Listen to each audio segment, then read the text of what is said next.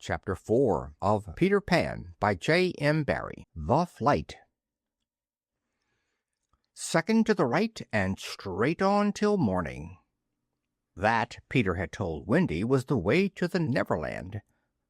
But even birds, carrying maps and consulting them at windy corners, could not have sighted it with these instructions.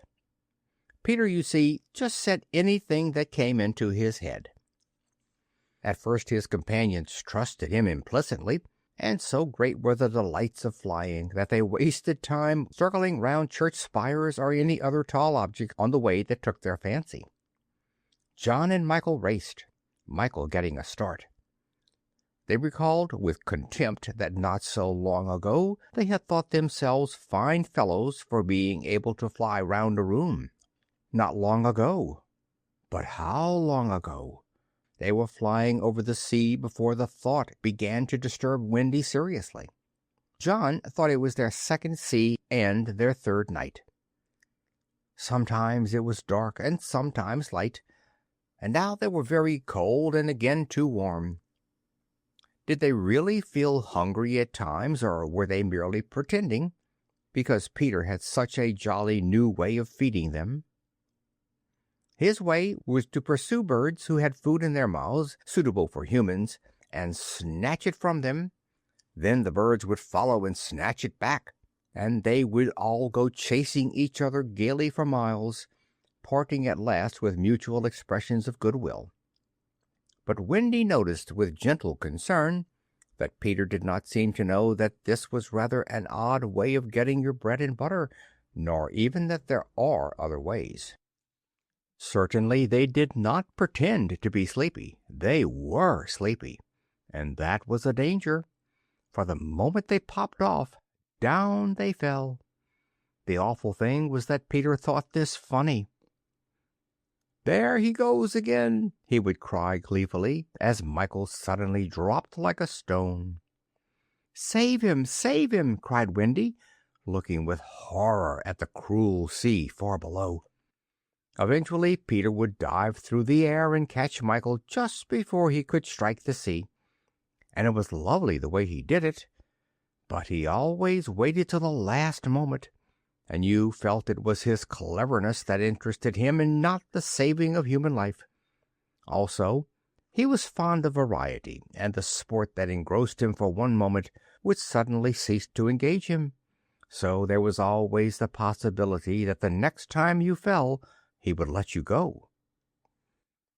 He could sleep in the air without falling, by merely lying on his back and floating. But this was, partly at least, because he was so light that if you got behind him and blew, he went faster.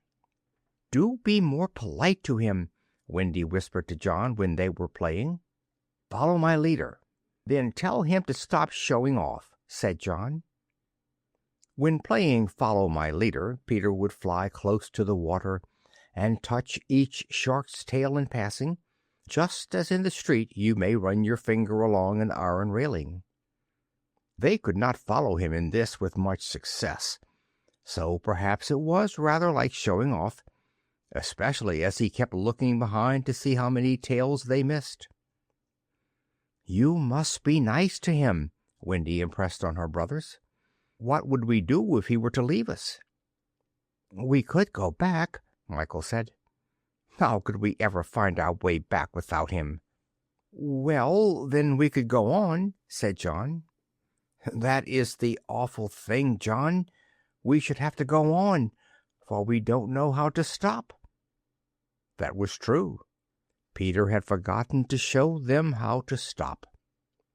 John said that if worst came to the worst, all they had to do was to go straight on, for the world was round, and so in time they must come back to their own window. "And who is to get food for us, John?" "I nipped a bit out of that eagle's mouth pretty neatly, Wendy." "After the 20th try," Wendy reminded him.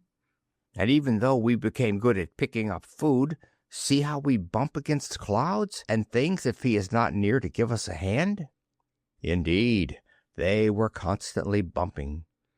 They could now fly strongly, though they still kicked far too much, But if they saw a cloud in front of them, the more they tried to avoid it, the more certainly did they bump into it. If Nana had been with them, she would have had a bandage round Michael's forehead by this time. Peter was not with them for the moment, and they felt rather lonely up there by themselves. He could go so much faster than they that he would suddenly shoot out of sight to have some adventure in which they had no share.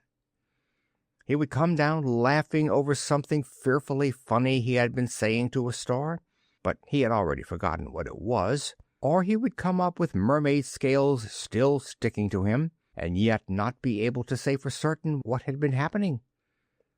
It was really rather irritating to children who had never seen a mermaid. And if he forgets them so quickly, Wendy argued, how can we expect that he will go on remembering us? Indeed, sometimes when he returned, he did not remember them, at least not well. Wendy was sure of it. She saw recognition come into his eyes as he was about to pass them the time of day and go on. Once she even had to call him by name. "I'm Wendy," she said agitatedly. He was very sorry. "I say, Wendy," he whispered to her, "always, if you see me forgetting you, just keep on saying, 'I'm Wendy,' and then I'll remember." Of course, this was rather unsatisfactory. However, to make amends, he showed them how to lie out flat on a strong wind that was going their way, and this was such a pleasant change that they tried it several times and found that they could sleep thus with security. Indeed, they would have slept longer, but Peter tired quickly of sleeping, and soon he would cry in his captain voice, "We get off here." So, with occasional tiffs, but on the whole rollicking, they drew near the Neverland. For after many moons they did reach it, and what is more, they had been going pretty straight all the time, not perhaps so much owing to the guidance of Peter or Tink as because the island was looking for them. It is only thus that anyone might sight those magic shores. "There it is," said Peter calmly. "Where? Where?" "Where all the arrows are pointing." Indeed, 1,000,000 golden arrows were pointing it out to the children, all directed by their friend the sun, who wanted them to be sure of their way before leaving them for the night. Wendy and John and Michael stood on tiptoe in the air to get their first sight of the island. Strange to say, they all recognized it at once, and until fear fell upon them they hailed it, not as something long dreamt of and seen at last, but as a familiar friend to whom they were returning home for the holidays. "John, there's the lagoon." "Wendy, look at the turtles burying their eggs in the sand." "I say, John, I see your flamingo with the broken leg." "Look, Michael, there's your cave." "John, what's that in the brushwood?" "It's a wolf with her whelps. Wendy, I do believe that's your little whelp." "There's my boat, John, with her side stove in." "No, it isn't. Why, we burned your boat." "That's her at any rate." "I say, John, I see the smoke of the redskin camp." "Where? Show me, and I'll tell you by the way smoke curls whether they are on the warpath." "There, just across the mysterious river." "I see it now. Yes, they are on the warpath right enough." Peter was a little annoyed with them for knowing so much, but if he wanted to lord it over them his triumph was at hand, for have I not told you that anon fear fell upon them? It came as the arrows went, leaving the island in gloom. In the old days at home, the Neverland had always begun to look a little dark and threatening by bedtime. Then unexplored patches arose in it and spread. Black shadows moved about in them. The roar of the beasts of prey was quite different now. And above all, you lost the certainty that you would win. You were quite glad that the night lights were on. You even liked Nana to say that this was just the mantelpiece over here, and that the Neverland was all make-believe. Of course, the Neverland had been make-believe in those days, but it was real now, and there were no night lights, and it was getting darker every moment, and where was Nana? They had been flying apart, but they huddled close to Peter now. His careless manner had gone at last. His eyes were sparkling, and a tingle went through them every time they touched his body. They were now over the fearsome island, flying so low that sometimes a tree grazed their feet. Nothing horrid was visible in the air, yet their progress had become slow and labored, exactly as if they were pushing their way through hostile forces. Sometimes they hung in the air until Peter had beaten on it with his fists. "They don't want us to land," he explained. "Who are they?" Wendy whispered, shuddering, but he could not or would not say. Tinker Bell had been asleep on his shoulder, but now he wakened her and sent her on in front. Sometimes he poised himself in the air, listening intently, with his hand to his ear, and again he would stare down with eyes so bright that they seemed to bore 2 holes to earth. Having done these things, he went on again. His courage was almost appalling. "Would you like an adventure now?" he said casually to John, "or would you like to have your tea first?" Wendy said, "Tea first," quickly, and Michael pressed her hand in gratitude, but the braver John hesitated. "What kind of adventure?" he asked cautiously. "There's a pirate asleep in the pampas just beneath us," Peter told him. "If you like, we'll go down and kill him." "I don't see him," John said after a long pause. "I do." "Suppose," John said a little huskily, "he were to wake up?" Peter spoke indignantly. "You don't think I would kill him while he was sleeping? I would wake him first and then kill him. That's the way I always do." "I say, do you kill many?" "Tons." John said, "How ripping," but decided to have tea first. He asked if there were many pirates on the island just now, and Peter said he had never known so many. "Who is captain now?" "Hook," answered Peter, and his face became very stern as he said that hated word. "James Hook?" "Aye." Then indeed Michael began to cry, and even John could speak in gulps only, for they knew Hook's reputation. "He was Blackbeard's bo'sun," John whispered huskily. "He is the worst of them all. He is the only man of whom Barbecue was afraid." "That's him," said Peter. "What is he like? Is he big?" "He is not so big as he was." "How do you mean?" "I cut off a bit of him." "You?" "Yes, me," said Peter sharply. "I wasn't meaning to be disrespectful." "Oh, all right. But I say, what bit?" "His right hand." "Then he can't fight now?" "Oh, can't he just!" "Left-hander?" "He has an iron hook instead of a right hand, and he claws with it." "Claws!" "I say, John," said Peter. "Yes, say aye, aye, sir." "Aye, aye, sir." "There is one thing," Peter continued, "that every boy who serves under me has to promise, and so must you." John paled. "It is this: if we meet Hook in open fight, you must leave him to me." "I promise," John said loyally. For the moment they were feeling less eerie, because Tink was flying with them, and in her light they could distinguish each other. Unfortunately, she could not fly so slowly as they, and so she had to go round and round them in a circle in which they moved as in a halo.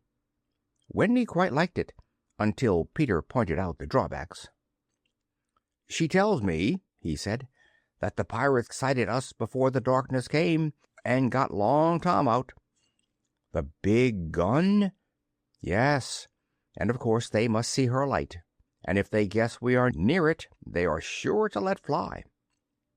"Wendy! John! Michael!" "Tell her to go away at once, Peter," the 3 cried simultaneously, but he refused. "She thinks we have lost the way," he replied stiffly, "and she is rather frightened. You don't think I would send her away all by herself when she is frightened?" For a moment the circle of light was broken, and something gave Peter a loving little pinch. "Then tell her," Wendy begged, "to put out her light."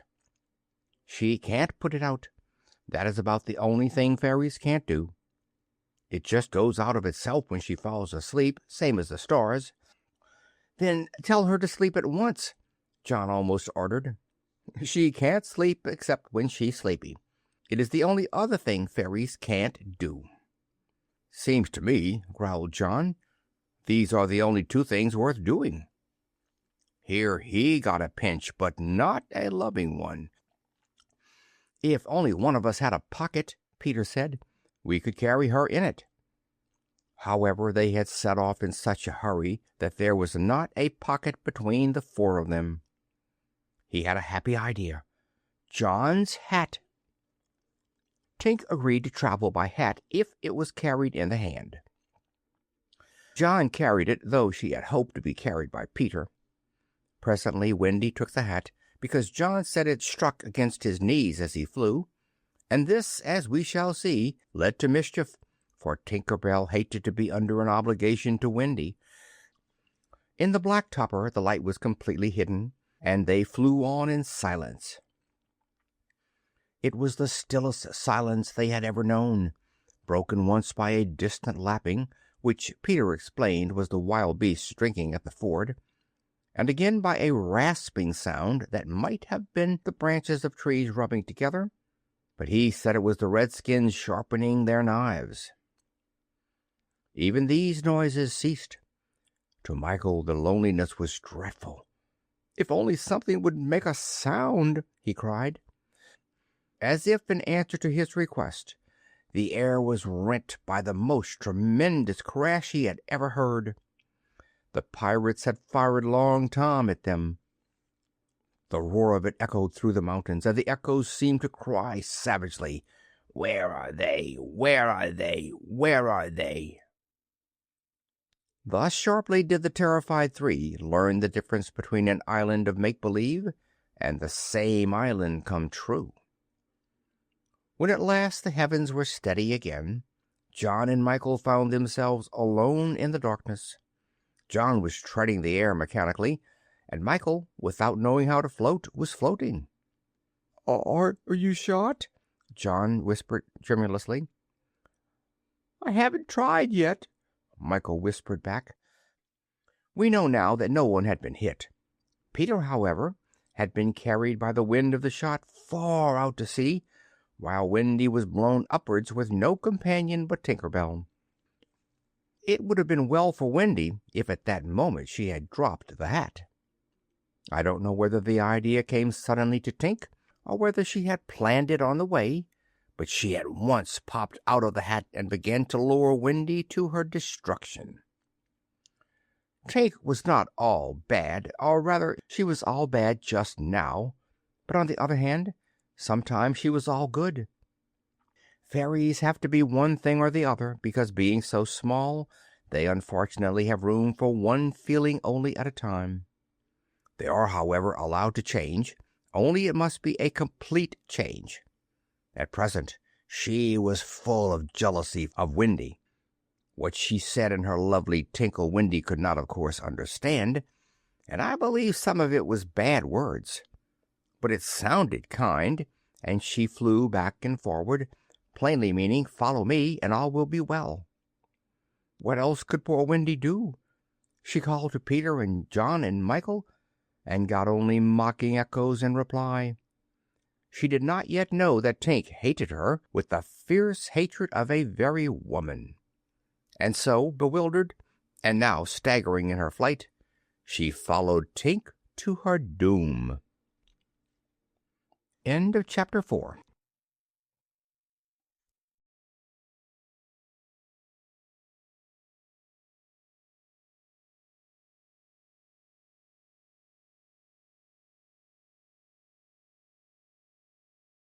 Chapter 5 of Peter Pan by J.M. Barrie.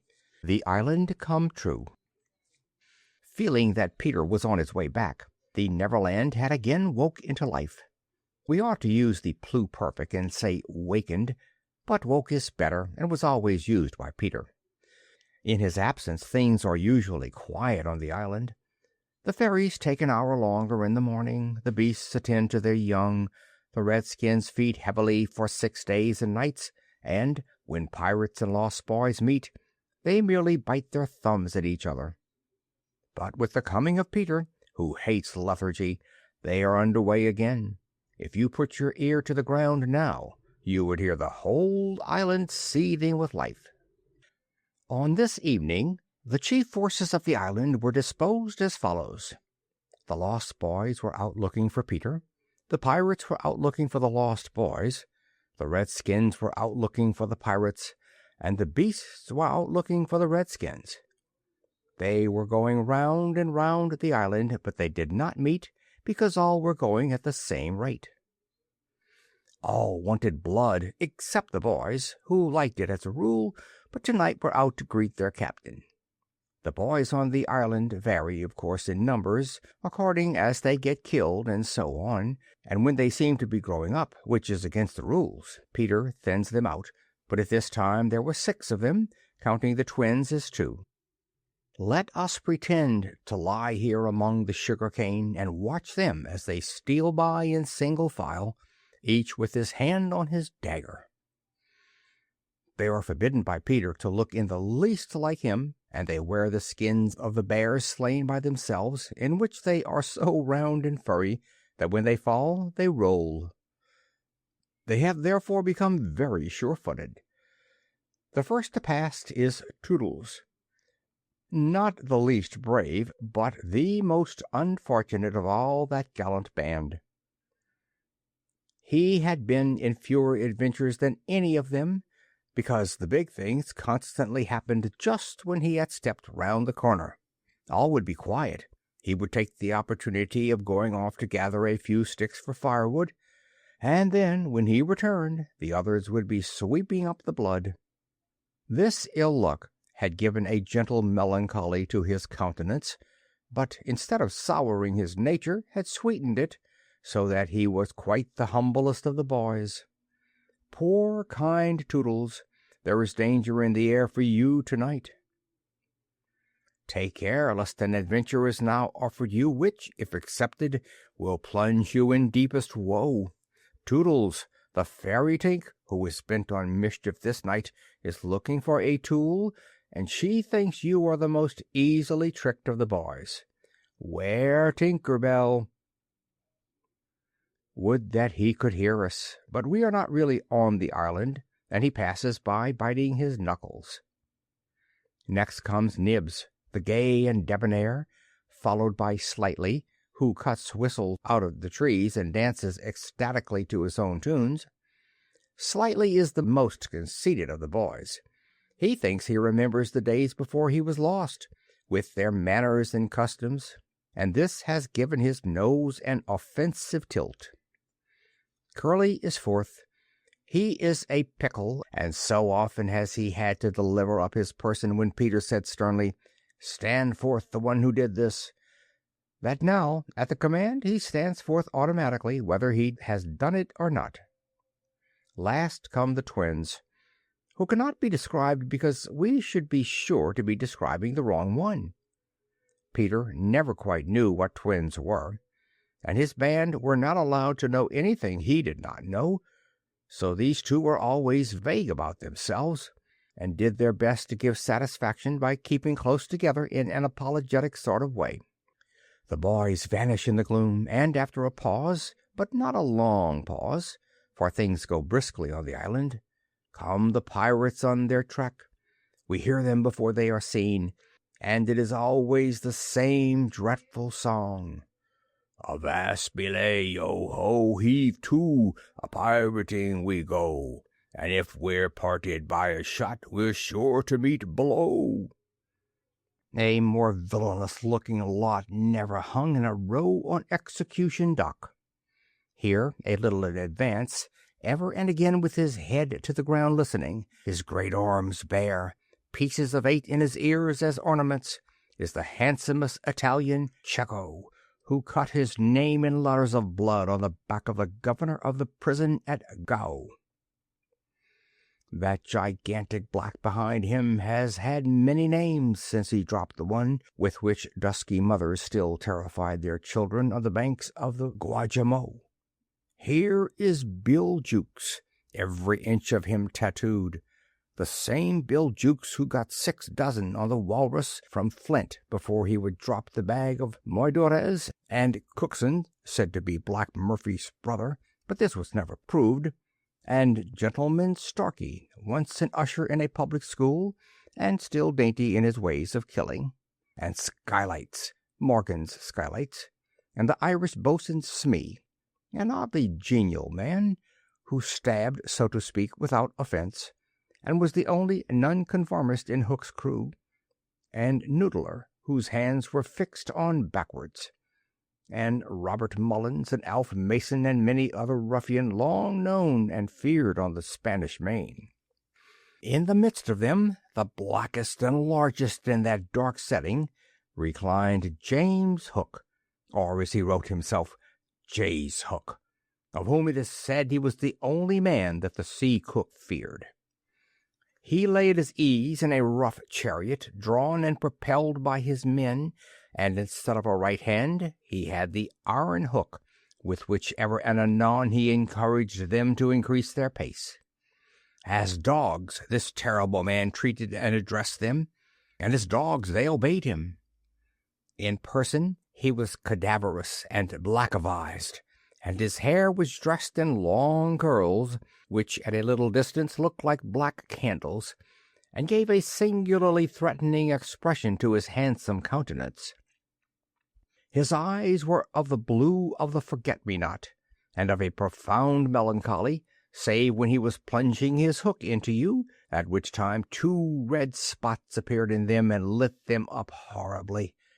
In manner something of the grand seigneur still clung to him, so that he even ripped you up with an air, and I have been told that he was a raconteur of repute.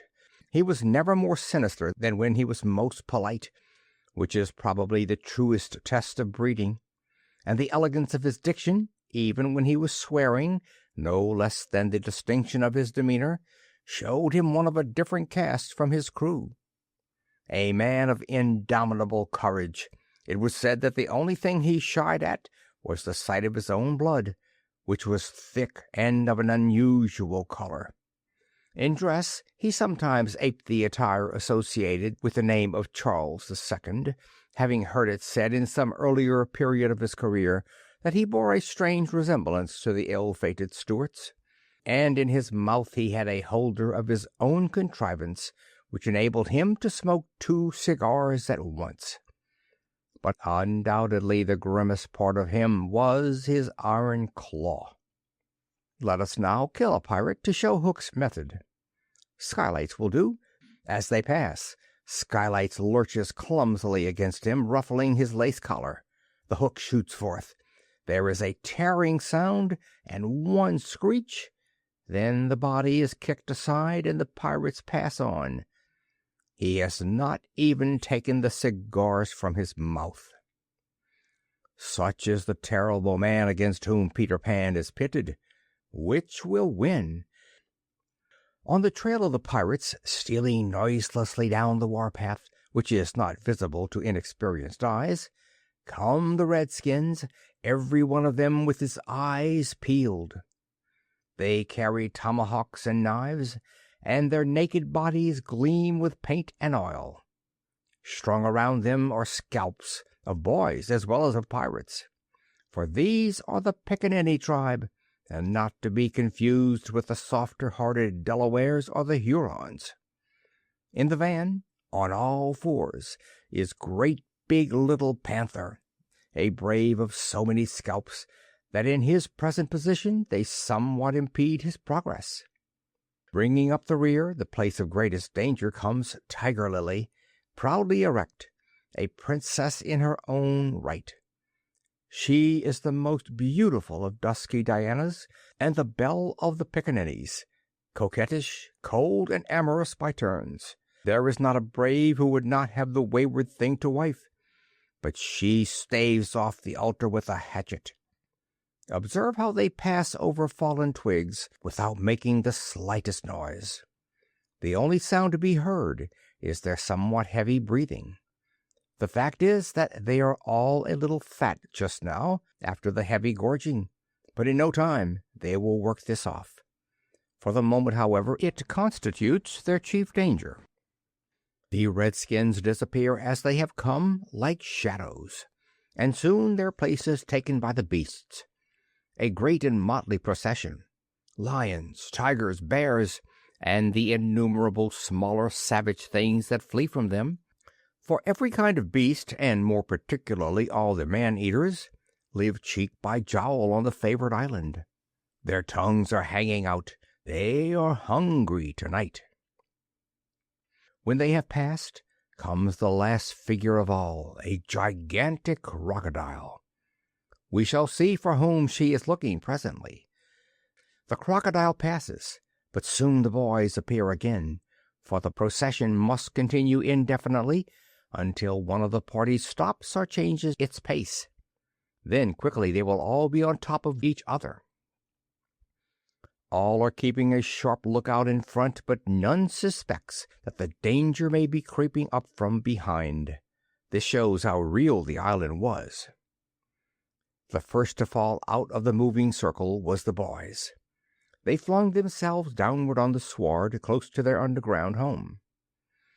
"I do wish Peter would come back," every one of them said nervously, though in height and still more in breadth they were all larger than their captain. "I am the only one who is not afraid of the pirates," Slightly said, in the tone that prevented his being a general favorite. But perhaps some distant sound disturbed him, for he added hastily, "But I wish he would come back and tell us whether he has heard anything more about Cinderella." They talked of Cinderella, and Toodles was confident that his mother must have been very like her. It was only in Peter's absence that they could speak of mothers, the subject being forbidden by him as silly. "All I remember about my mother," Nibs told them, "is that she often said to my father, 'Oh, how I wish I had a checkbook of my own.' I don't know what a checkbook is, but I should just love to give my mother one." While they talked they heard a distant sound. You or I, not being wild things of the wood, would have heard nothing, but they heard it, and it was the grim song, yo ho, the pirate life, the flag of skull and bones, a merry hour, a hempen rope, and hey for Davy Jones. At once the lost boys. But where are they? They are no longer there. Rabbits could not have disappeared more quickly. I will tell you where they are. With the exception of Nibs, who has darted away to reconnoiter, they are already in their home under the ground, a very delightful residence of which we shall see a good deal presently. But how have they reached it? For there is no entrance to be seen, not so much as a large stone, which, if rolled away, would disclose a mouth of a cave. Look closely, however, and you may note that there are here 7 large trees, each with a hole in its hollow trunk as large as a boy. These are the 7 entrances to the home underground, for which Hook has been searching in vain these many moons. Will he find it tonight? As the pirates advanced, the quick eye of Starkey sighted Nibs disappearing through the wood, and at once his pistol flashed out. But an iron claw gripped his shoulder. "Captain, let go!" he cried, writhing. Now, for the first time, we hear the voice of Hook. It is a black voice. "Put back that pistol first," it said threateningly. "It was one of those boys you hate. I could have shot him dead." "Aye, and the sound would have brought Tiger Lily's redskins upon us. Do you want to lose your scalp?" "Shall I go after him, Captain?" asked pathetic Smee, "and tickle him with Johnny Corkscrew?" Smee had pleasant names for everything, and his cutlass was Johnny Corkscrew because he wiggled it in the wound. One could mention many lovable traits in Smee. For instance, after killing, it was his spectacles he wiped instead of his weapon. "Johnny's a silent fellow," he reminded Hook. "Not now, Smee," Hook said darkly. "He is only one, and I want to mischief all the 7. Scatter and look for them."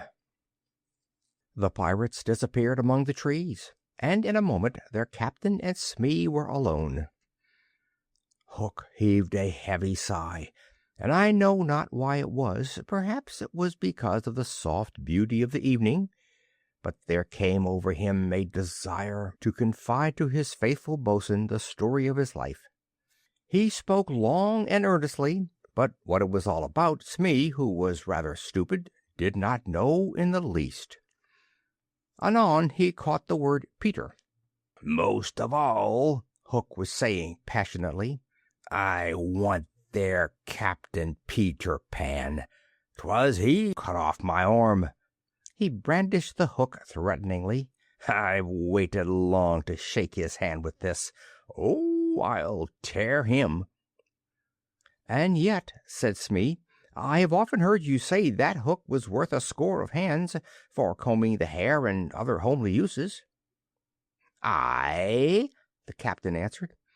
"If I was a mother, I would pray to have my children born with this instead of that." And he cast a look of pride upon his iron hand, and one of scorn upon the other. Then again he frowned.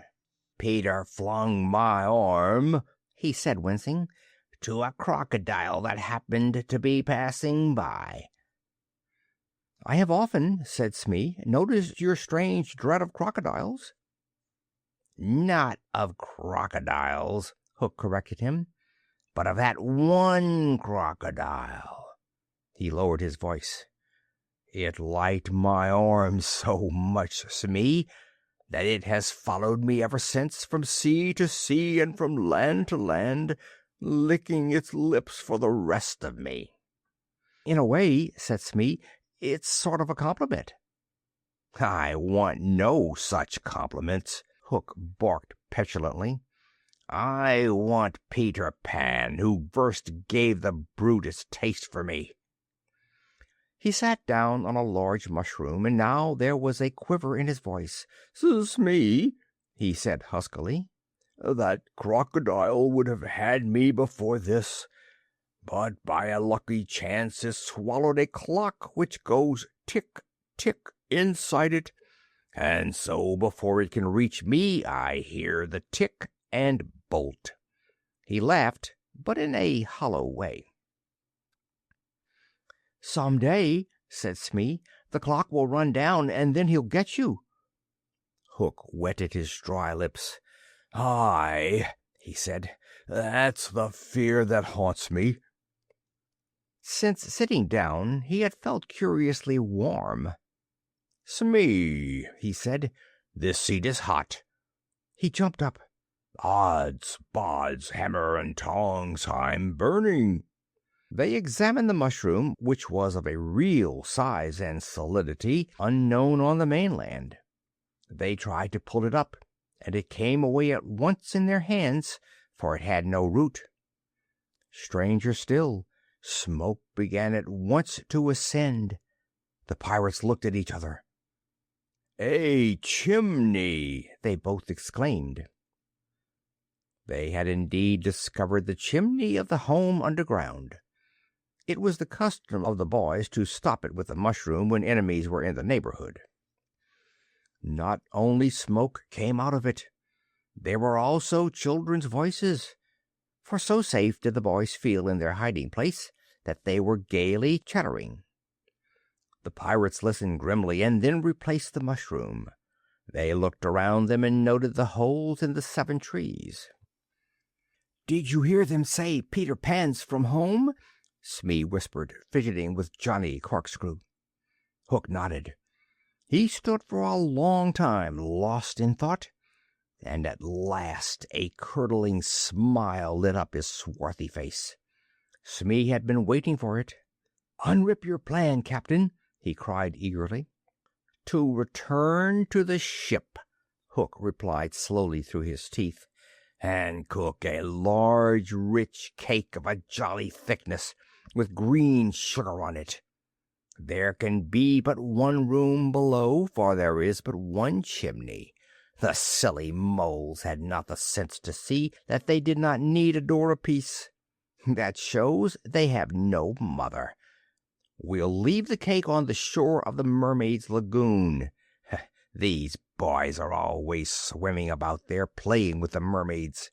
They will find the cake, and they will gobble it up, because, having no mother, they don't know how dangerous it is to eat rich, damp cake." He burst into laughter, not hollow laughter now, but honest laughter. "They will die." Smee had listened with growing admiration. "It's the wickedest, prettiest policy I ever heard of," he cried, and in their exultation they danced and sang. "Avast belay when I appear, by fear they're overtook. Naught's left upon your bones when you have shaken claws with hook." They began the verse, but they never finished it, for another sound broke in and stilled them. There was at first such a tiny sound that a leaf might have fallen on it and smothered it, but as it came nearer it was more distinct. Tick, tick, tick, tick. Hook stood shuddering, 1 foot in the air. "The crocodile!" he gasped, and bounded away, followed by his bo'sun. It was indeed the crocodile. It had passed the redskins, who were now on the trail of the other pirates. It oozed on after Hook. Once more the boys emerged into the open, but the dangers of the night were not yet over, for presently Nibs rushed breathlessly into their midst, pursued by a pack of wolves. The tongues of the pursuers were hanging out. The baying of them was horrible. "Save me! Save me!" cried Nibs, falling on the ground.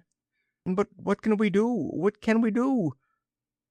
It was a high compliment to Peter that at that dire moment their thoughts turned to him.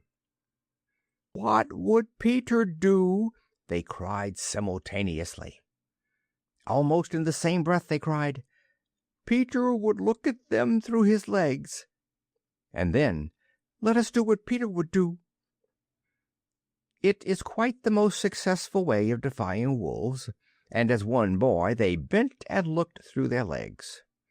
The next moment is the long one, but victory came quickly, for as the boys advanced upon them in the terrible attitude, the wolves dropped their tails and fled. Now Nibs rose from the ground, and the others thought that his staring eyes still saw the wolves. But it was not wolves he saw. "I have seen a wonderfuller thing," he cried, as they gathered round him eagerly. "A great white bird. It is flying this way." "What kind of a bird do you think?" "I don't know," Nibs said, awestruck, "but it looks so weary, and as it flies it moans, 'Poor Wendy!'" "Poor Wendy? I remember," said Slightly instantly. "There are birds called Wendies." "See, it comes!" cried Curly, pointing to Wendy in the heavens. Wendy was now almost overhead, and they could hear her plaintive cry. But more distinct came the shrill voice of Tinker Bell. The jealous fairy had now cast off all disguise of friendship, and was darting at her victim from every direction, pinching savagely each time she touched. "Hullo, Tink!" cried the wondering boys. Tink's reply rang out, "Peter wants you to shoot the Wendy." It was not in their nature to question when Peter ordered. "Let us do what Peter wishes," cried the simple boys. "Quick, bows and arrows!" All but Tootles popped down their trees. He had a bow and arrow with him, and Tink noted it and rubbed her little hands. "Quick, Tootles, quick!" she screamed. "Peter will be so pleased." Tootles excitedly fitted the arrow to his bow. "Out of the way, Tink!" he shouted, and then he fired, and Wendy fluttered to the ground with an arrow in her breast. End of chapter 5.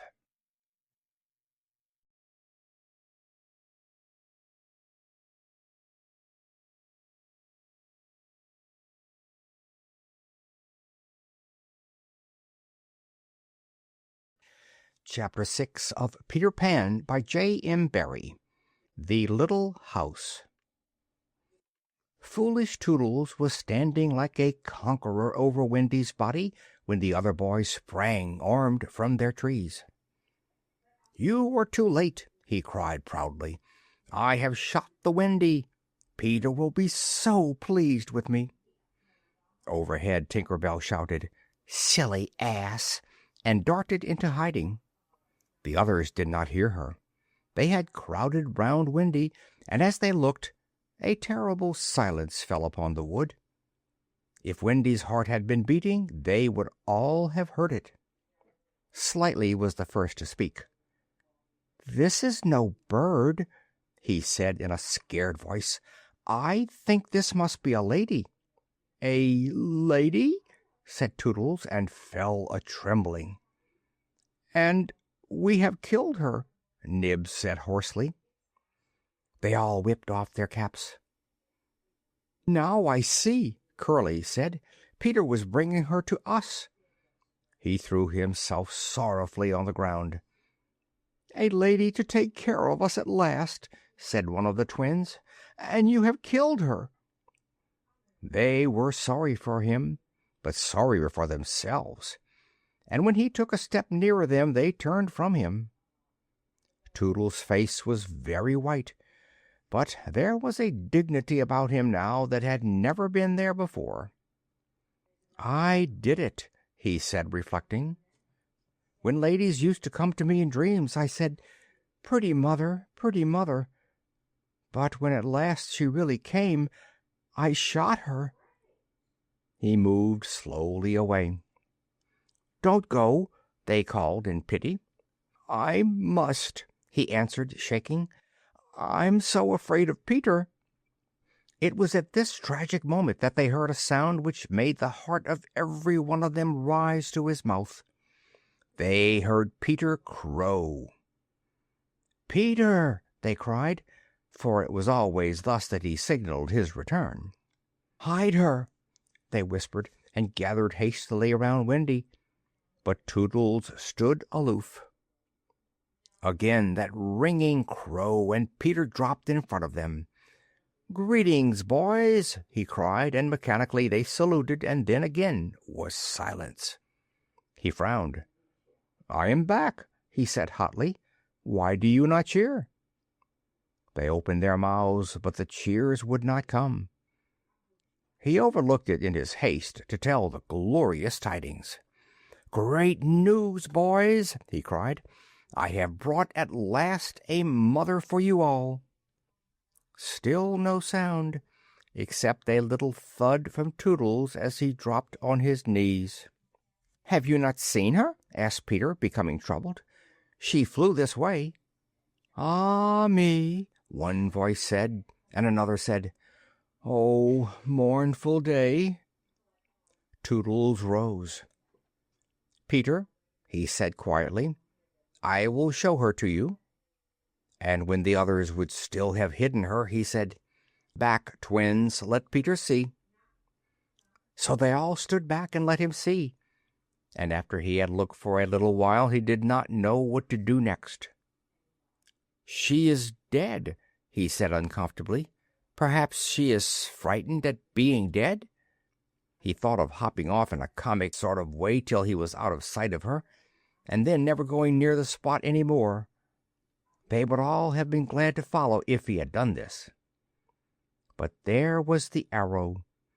He took it from her heart and faced his band. "Whose arrow?"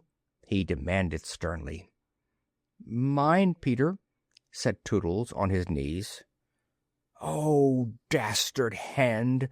Peter said, and he raised the arrow to use it as a dagger. Toodles did not flinch. He bared his breast. "Strike, Peter," he said firmly. "Strike true." Twice did Peter raise the arrow, and twice did his hand fall. "I cannot strike," he said with awe. "There is something stays my hand." All looked at him in wonder, save Nibs, who fortunately looked at Wendy. "It is she!" he cried. "The Wendy lady. See, her arm! Wonderful to relate, Wendy had raised her arm. Nibs bent over her and listened reverently. "I think she said, 'Poor Toodles,'" he whispered. "She lives," Peter said briefly. "Slightly," cried instantly, "the Windy Lady lives." Then Peter knelt beside her and found his button. You remember, she had put it on a chain that she wore round her neck. "See," he said, "the arrow struck against this. It is the kiss I gave her. It has saved her life." "I remember kisses," Slightly interposed quickly. "Let me see it. Aye, that's a kiss." Peter did not hear him. He was begging Wendy to get better quickly so that he could show her the mermaids. Of course she could not answer yet, being still in a frightful faint, but from overhead came a wailing note. "Listen to Tink," said Curly. "She is crying because the Wendy lives." Then they had to tell Peter of Tink's crime, and almost never had they seen him look so stern. "Listen, Tinker Bell," he cried. "I am your friend no more. Be gone from me forever." She flew onto his shoulder and pleaded, but he brushed her off. Not until Wendy again raised her arm did he relent sufficiently to say, "Well, not forever, but for a whole week." Do you think Tinker Bell was grateful to Wendy for raising her arm? Oh, dear, no. Never wanted to pinch her so much. Fairies indeed are strange, and Peter, who understands them best, often cuffed them. But what to do with Wendy in her present delicate state of health? "Let us carry her down into the house," Curly suggested. "Aye," said Slightly, "that is what one does with ladies." "No, no," Peter said, "you must not touch her. It would not be sufficiently respectful." "That," said Slightly, "is what I was thinking." "But if she lies there," Toodles said, "she will die." "Aye, she will die," Slightly admitted, "but there is no way out." "Yes, there is," cried Peter. "Let us build a little house round her." They were all delighted. "Quick," he ordered them, "bring me each of you the best of what we have. Gut our house. Be sharp." In a moment they were as busy as tailors the night before a wedding. They scurried this way and that, down for bedding, up for firewood, and while they were at it, who should appear but John and Michael. As they dragged along the ground they fell asleep standing, stopped, woke up, moved another step, and slept again. "John, John," Michael would cry, "wake up! Where is Nana, John, and Mother?" And then John would rub his eyes and mutter, "It is true, we did fly." You may be sure they were very relieved to find Peter. "Hello, Peter," they said. "Hello," replied Peter amiably, though he had quite forgotten about them. He was very busy at the moment measuring Wendy with his feet to see how large a house she would need. Of course he meant to leave room for chairs and a table. John and Michael watched him. "Is Wendy asleep?" they asked. "Yes." "John," Michael proposed, "let us wake her and get her to make supper for us." But as he said it, some of the other boys rushed on, carrying branches for the building of the house. "Look at them!" he cried. "Curly," said Peter in his most captainy voice, "see that these boys help in the building of the house." "Aye, aye, sir." "Build a house?" exclaimed John. "For the Wendy," said Curly. "For Wendy?" John said aghast. "Why, she is only a girl." "That," explained Curly, "is why we are her servants." "You? Wendy's servants?" "Yes," said Peter, "and you also. Away with them." The astounded brothers were dragged away to hack and hew and carry. "Chairs and a fender first," Peter ordered. "Then we shall build a house round them." "Aye," said Slightly, "that is how a house is built. It all comes back to me." Peter thought of everything. "Slightly," he cried, "fetch a doctor." "Aye, aye," said Slightly at once, and disappeared, scratching his head. But he knew Peter must be obeyed, and he returned in a moment, wearing John's hat and looking solemn. "Please, sir," said Peter, going to him, "are you a doctor?" The difference between him and the other boys at such a time was that they knew it was make-believe, while to him make-believe and true were exactly the same thing. This sometimes troubled them, as when they had to make believe that they had had their dinners. If they broke down in their make-believe, he rapped them on the knuckles. "Yes, my little man," Slightly anxiously replied, who had chapped knuckles. "Please, sir," Peter explained, "a lady lies very ill." She was lying at their feet, but Slightly had the sense not to see her. "Tut, tut, tut," he said. "Where does she lie?" "In yonder glade." "I will put a glass thing in her mouth," said Slightly, and he made believe to do it, whilst Peter waited. It was an anxious moment when the glass thing was withdrawn. "How is she?" inquired Peter.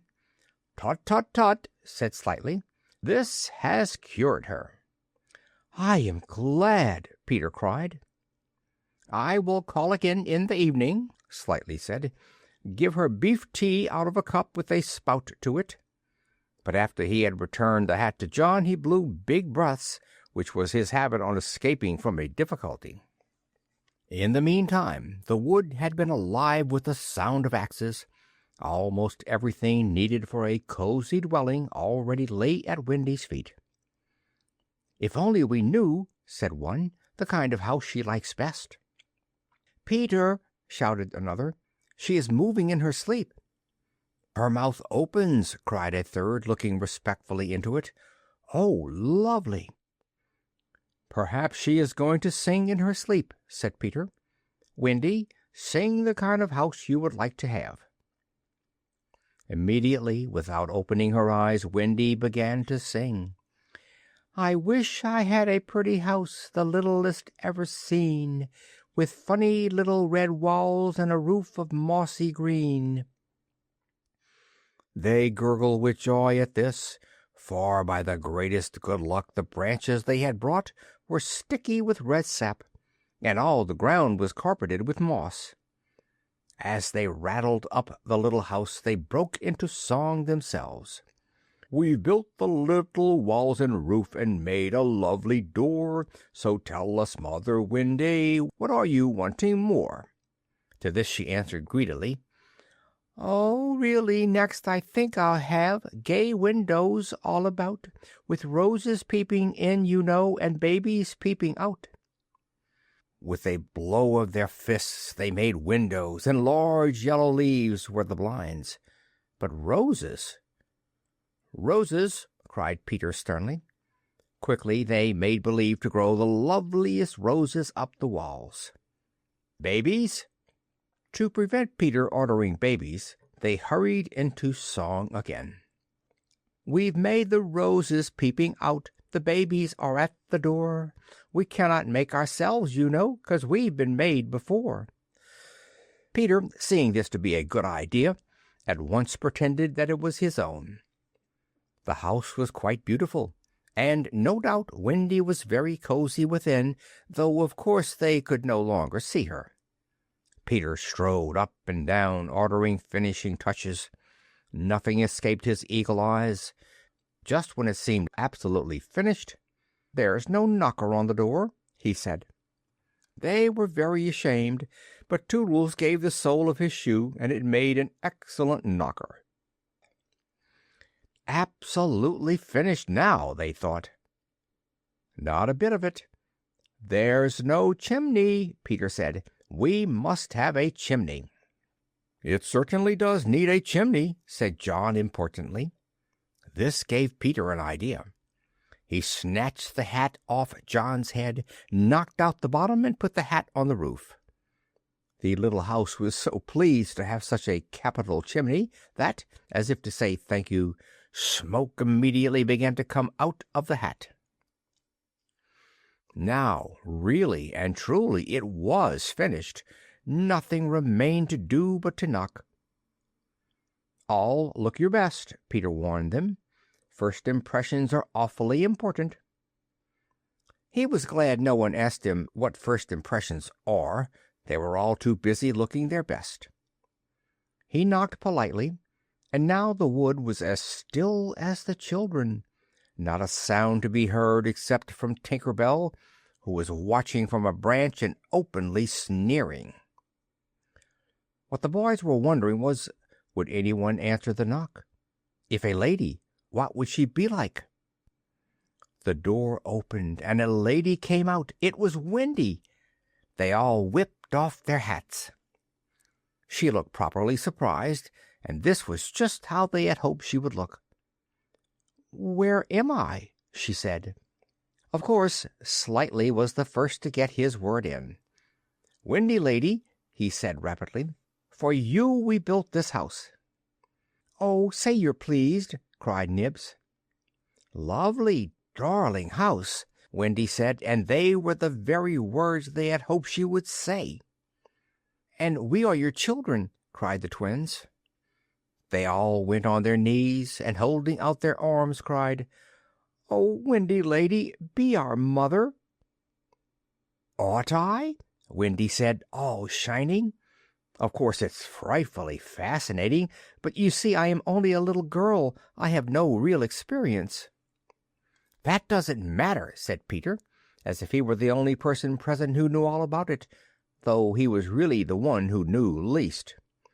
"What we need is just a nice motherly person." "Oh, dear," Wendy cried. "You see, I feel that is exactly what I am." "It is," they all cried. "We saw it at once." "Very well," she said. "I will do my best. Come inside at once, you naughty children. I am sure your feet are damp. And before I put you to bed, I have just time to finish the story of Cinderella." In they went. I don't know how there was room for them, but you can squeeze very tight in the Neverland. And that was the first of the many joyous evenings they had with Wendy. By and by she tucked them up in the great bed in the home under the trees, but she herself slept that night in the little house, and Peter kept watch outside with drawn sword, for the pirates could be heard carousing far away, and the wolves were on prowl. The little house looked so cozy and safe in the darkness, with a bright light showing through its blinds, and the chimney smoking beautifully, and Peter standing on guard. After a time he fell asleep, and some unsteady fairies had to climb over him on their way home from an orgy. Any of the other boys obstructing the fairy path at night they would have mischiefed, but they just tweaked Peter's nose and passed on. End of chapter 6.